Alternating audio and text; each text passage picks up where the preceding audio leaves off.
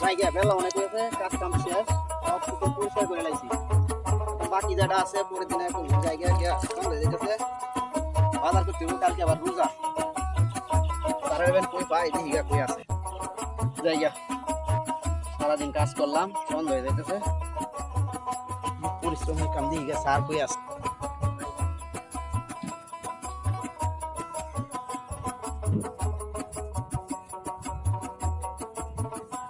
কামলারা দিছিলাম পুষ্কিনে পরিষ্কার করতো, কামলা কি করলো কি না করলো দেখাই পাইলাম না। তোমার কে কইতাছি কাম কাজ কি শেষ হইছে? জি স্যার, কাজ তো আমি সব শেষ করে দিয়েছি। সব কাজ করছো? আমার হাজিরা রাত দেন। হাজিরা তো বসে দিব, কালকে তো রোজা। কত দিনই কইছিলাম তোমারে বাজার করতে দিব। ও আচ্ছা আচ্ছা, ঘরে মা বাবা অসুস্থ, ছোট ছোট দুটো বাচ্চা আছে। আচ্ছা এনে 600 টাকা আছে, তুমি 600 টাকা নিয়ে আজকে দাও, যাবো বাসা যাবা, পরে লাগবে তুমি আমার বললো। ঠিক আছে ওকে স্যার, দাও আসো দাও। যাই গিয়ে আজকে 600 টাকার কাজ করলাম, কালকে রোজা, ঘরে মা বাবা অসুস্থ, মুরগি নিবো, একটা মাছ নিবো, তো দিলে কিনে দিলে পাক করবো। আমার মা বাবা রোজা থাকবো, খোলা হান্ডি খাইবো, রোজা থেকে আমার মা বাবা দোয়া করবো।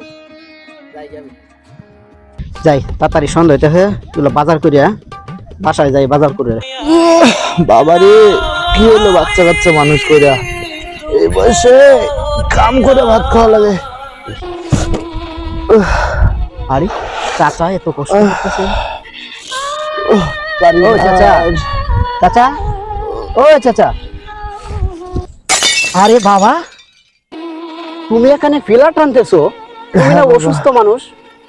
তুমি তো জানো বাবা, তুমি তো জানো না, তুমি তো সেই সকালবেলা কাজে যাও, রুমের ভেতরে যে কি সমস্ত কথাবার্তা হয়, আমার বৌমা যে সমস্ত কথাবার্তা বলে, আমি নাকি বসে বসে খাই, তুই নাকি আমারে বসে বসে খাওয়াস। তো আর কি কয় জানিস, বৌমা বলে বুড়ার ঘরের বুড়া শুধু খায় দেয় আর ঘুমায়, বুড়া মরেও না, বাড়ি থেকে যায়ও না। এসব কথার লজ্জায় আমি বাড়ি থেকে চলে এসেছি বাবা। ওদের যে ছোটবেলা থেকে এত কষ্ট করে মানুষ করলাম, কাজে যোগদান করার ব্যবস্থা করে দিলাম, এই হচ্ছে আমাদের প্রতিদান। এই কষ্টে আমি বাড়ি থেকে বের হয়ে এসেছি বাবা। কি কষ্টে একটু কিছু হয় ঘরের ভিতরে আমি জানি না, তুমি জানবা কিভাবে? তুমি তো সকালবেলা কাজে চলে যাও।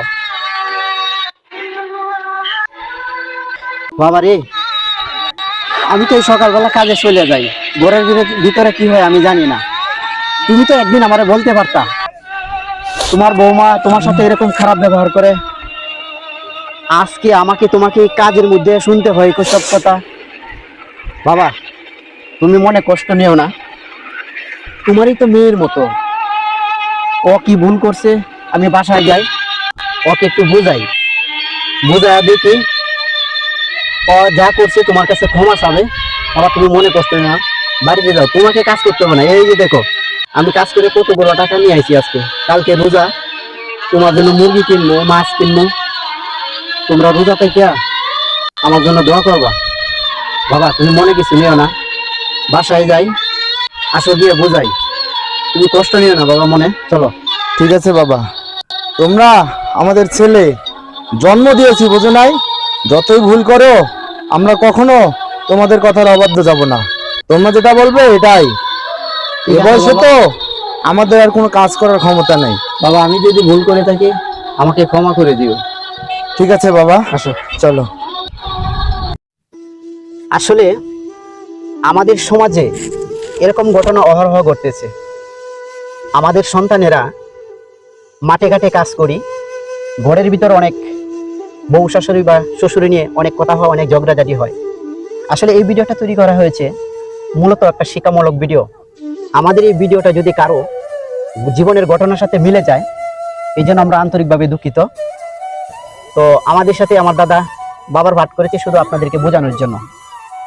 আমার পাটে যদি আপনাদের কারো জীবনের কাহিনীর সঙ্গে মিলে যায়, অবশ্যই এটা কোনো মাইন্ডে নেবেন না, এটা আমাদের শুধুমাত্র আপনাদের বোঝানোর জন্য করা হয়েছে। ধন্যবাদ সবাইকে। ধন্যবাদ সকলকে।